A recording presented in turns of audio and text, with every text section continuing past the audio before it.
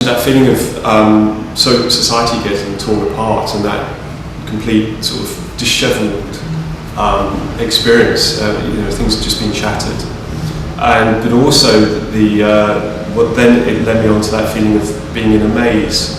What I normally do is start looking at particular artists that I feel are trying to say that kind of thing to their public, to their viewers.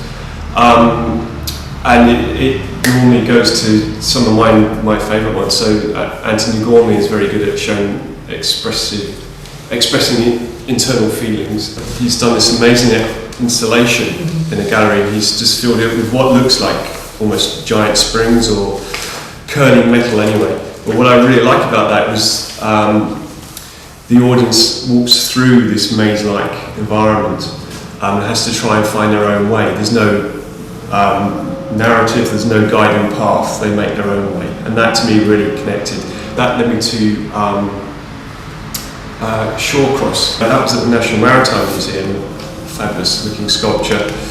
Again, sort of twirling, sparring feel. And he's very interested in maths as well. So I think from those two I started looking at mathematical shapes and things that then get dissected or broken apart. Also made the connection was looking at perhaps this could all be shown at an airport, so you get that feeling of people being in transition and perhaps feeling lost, so people coming in and then going out of the airport again. So that made a really nice link with the story. Because of the way that I've taken this, and because Natalie's agreed that it could be more of a metaphor for a number of different places. So I know we started off in the airport, we were keen to make sure that there are almost like islands that would represent the different areas, but not literally.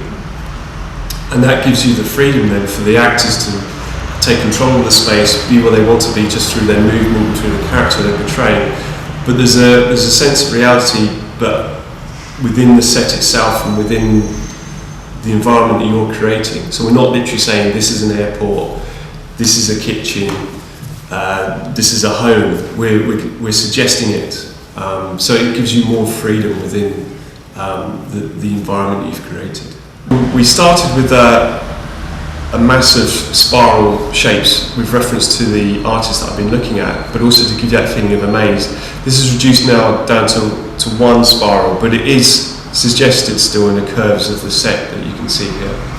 There's a really good open space now for performance, and there are key moments in the play that are used, that the set is actually physically used, so it is intrinsic to the whole environment and the whole story or narrative.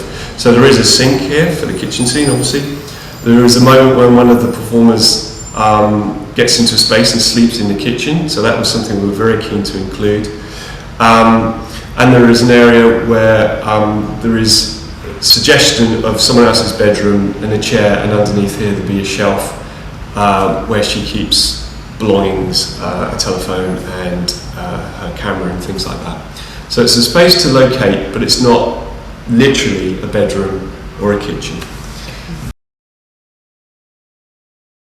Well, the way I've been taught is that everything should be intrinsic and should be there for a reason. If it's not there for a reason, if it's there for decoration, then you cut it, you get rid of it, because you're not helping to tell the story. So quite often things get stripped down and down and down, right to the bare essentials. But what you find is that you end up with something that works really well and does its job. My degree I did was in craft and sculpture. That was at Manchester Metropolitan University. And when I was there, I started working in local theatres.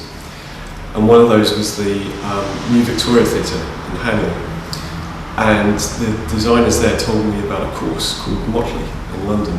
I was successful at the interview and did a year on that course. It's an amazing course. And from there I've been a freelance designer, but I have a PGC and I teach as well. So I've done shows for youth theatres a lot.